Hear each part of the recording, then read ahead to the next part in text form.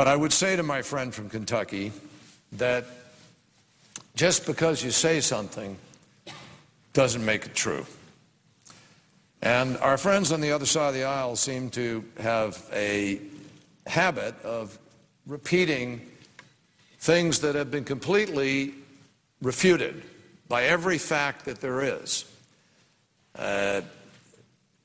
Our old friend Patrick Moynihan used to remind all of us in the United States Senate and in the country that everybody is entitled to their own opinion, but they are not entitled to their own facts.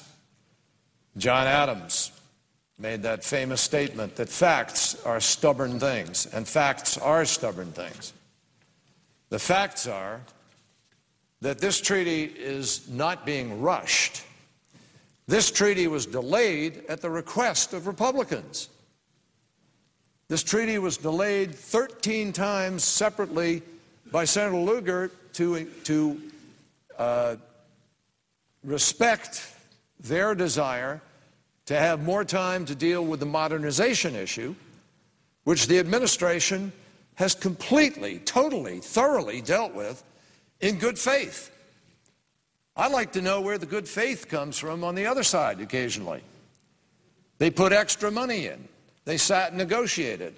They sent people to Arizona to brief Senator Kyl personally.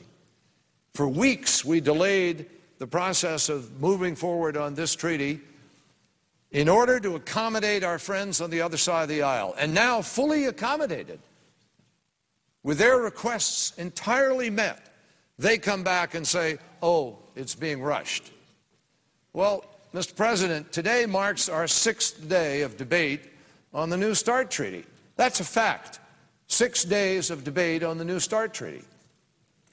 Now, they'll come to the floor and say, well, we had an intervening vote here or an intervening vote there. Sure, Mr. President, that's the way the United States Senate works, and that's the way it worked when they passed the first START Treaty in 5 days.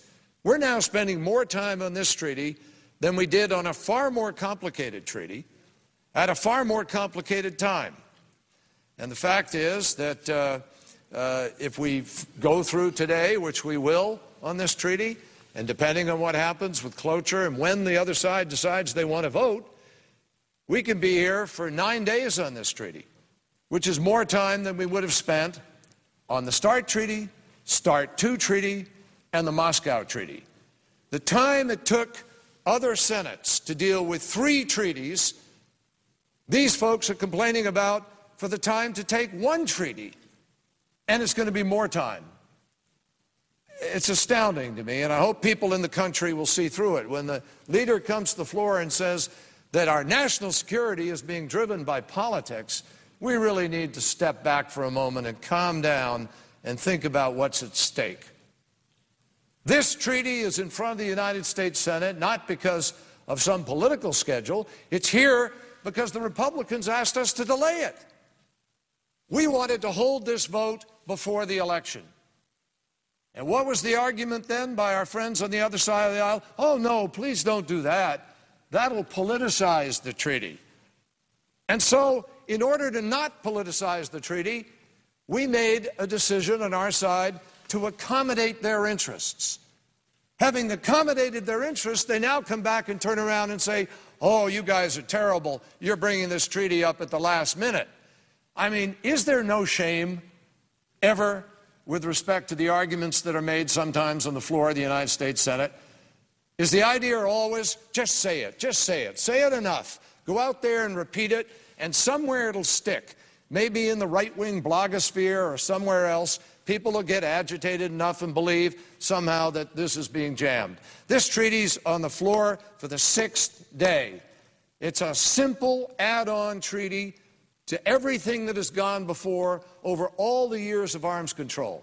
And it's a simple add-on treaty and extension of the START I treaty. This is not a new principle. It's not complicated. It's particularly not complicated, Mr. President, when the chairman of the Joint Chiefs of Staff, the Director of National Intelligence, the Secretary of Defense, the Secretary of State, every prior Republican Secretary of State, all say Ratify this treaty. Ratify it now. We need it now.